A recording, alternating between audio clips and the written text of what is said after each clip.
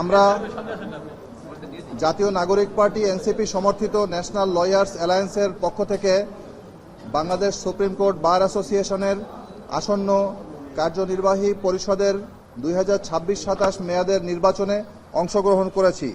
একটি প্যানেল দিয়েছি আমরা।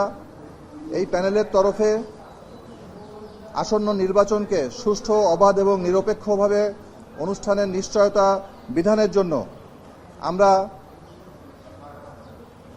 কয়েকটি দাবিনামা পেশ করেছি। আমরা আপনাদের সামনে সেই দাবিনামাগুলো পড়ে শোনাচ্ছি। আমাদের প্রথম দাবি 8 দফা দাবি। তার প্রথম দাবি, প্রতিটি ব্যালট পেপারে স্বতন্ত্র বারকোড, কিউআর কোড সংযোজন করে ব্যালট পেপারের ট্র্যাকিং ব্যবস্থা চালু করতে হবে। ব্যালট পেপার মুদ্রণ, বিতরণ, ব্যবহার, অব্যবহৃত ব্যালট সংরক্ষণ, বাতিল ব্যালট ও গণনাকৃত ব্যালটের জন্য পৃথক ডিজিটাল ম্যানুয়াল রেজিস্টার সংরক্ষণ করতে হবে। ভোটার ভেরিফিকেশনের জন্য SMS ভিত্তিক ওটিপি, সদস্য নম্বর যাচাই, ছবি ভিত্তিক যাচাই অথবা অন্য কোনো নিরাপদ প্রযুক্তি নির্ভর যাচাই ব্যবস্থা গ্রহণ করতে হবে। জাল ভোট প্রতিরোধে প্রতিটি ভোটার ভোট প্রদানের পূর্বে যথাযথভাবে ভেরিফাইড হয়েছে কিনা তা নিশ্চিত করতে হবে। ভোট গণনার ক্ষেত্রে ইলেকট্রনিক ডিজিটাল সহায়তা, স্ক্যানিং বা প্রযুক্তি নির্ভর টেবুলেশন পদ্ধতি গ্রহণ করতে হবে। ভোট গ্রহণ ও গণনার প্রতিটি পর্যায়ে প্রার্থীদের অনুমোদিত প্রতিনিধি, পোলিং এজেন্টদের উপস্থিতি ও পর্যবেক্ষণের সুযোগ সুনিশ্চিত করতে হবে। ব্যালট পেপার, ভোটার যাচাই, ভোট গ্রহণ ও ভোট গণনার প্রক্রিয়া সম্পর্কে নির্বাচনের পূর্বে লিখিত নির্দেশনা ও প্রোটোকল প্রকাশ করতে হবে। নির্বাচনের স্বচ্ছতা ও গ্রহণযোগ্যতা নিশ্চিত করার জন্য নির্বাচন কমিশনের বিবেচনায় প্রয়োজনীয় অন্যান্য প্রযুক্তিগত ও প্রশাসনিক ব্যবস্থা গ্রহণ নিশ্চিত করতে হবে।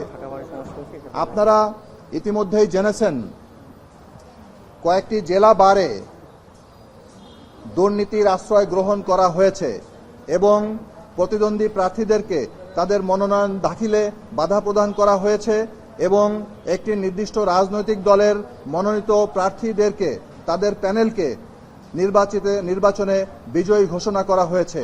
এবং সর্বশেষ ঢাকা আইনজীবী সমিতি, দক্ষিণ এশিয়ার বৃহত্তম আইনজীবী সমিতি, সেখানে নির্বাচন হয়েছে গত 22 এবং 23 এপ্রিল।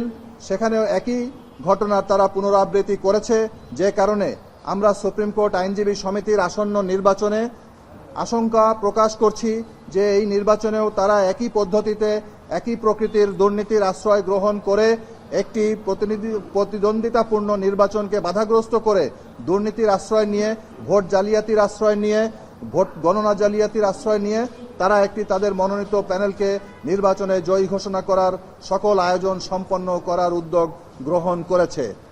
আমরা আপনাদের সামনে আরও বলতে চাই যে আমরা আরও একটি দরখাস্ত করেছি যে এখানে সুপ্রিম কোর্ট আইনজীবী সমিতির আসন্ন নির্বাচন অনুষ্ঠানের জন্য একটি নির্বাচনী সাব কমিটি গঠন করা হয়েছে, যেখানে আমাদের অংশগ্রহণ তারা বারিত করেছে। একতরফাভাবে একটি নির্বাচন কমিশন গঠন করেছে। সে বিষয়ে আমরা নির্বাচন কমিশন পুনর্গঠনের জন্য তাদেরকে অনুরোধপত্র দিয়েছি, কিন্তু অদ্যাবধি তারা কোনো সাড়া পায়নি। আপনারা আরও জেনে থাকবেন যে সুপ্রিম কোর্ট আইনজীবী সমিতির যারা সক্রিয় সদস্য, তারাই ভোটার লিস্টে তাদের নাম আছে, তারা বৈধ ভোটার।